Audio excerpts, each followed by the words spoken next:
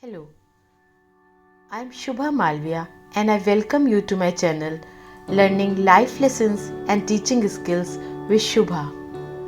In this video, we are going to learn about some small things to make your teaching easy, interesting and more effective.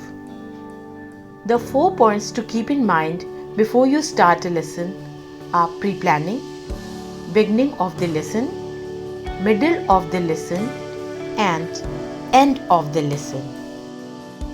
Now let's see what are the areas where pre-planning is required. This is before the class, that means before you start teaching in the class that certain topic. During the class, that means how you transfer knowledge to students, and after the class, that means the reflection. So before the class, planning requires identifying learning objectives, planning specific activities so that children can understand better, the assessment sequencing. Now see, the sequencing of assessment, that means you start from easier, the MCQs, the very short answer, the short answer, then you move to a little tough areas like explain, long answers question, HOTS. This requires a before planning concept. You should have a realistic timeline plan for recapitulation as well. Now, what are the pre-planning required during the class? This is how you are going to share the lesson plan with students. Means how you are going to take up the help of technology, or you are going to take the use of class board or the textbooks. This requires a pre-planning step by step. Now what is the pre-planning required for after the class? This shows the reflection. It reflects on what went well during the class teaching and why. How many students in the class were able to understand very well, how many students were having difficulties while you were teaching in the class, and what they could have done better, how and what the teacher and the student could have done better. These are the pre-planning required. Now if we talk about the beginning of the lesson, this is something very important. If you start a lesson or the chapter just by writing the topic on the board and we just keep on explaining, the children will not develop the any idea about what they are going to learn. So it's very important that you introduce the lesson first.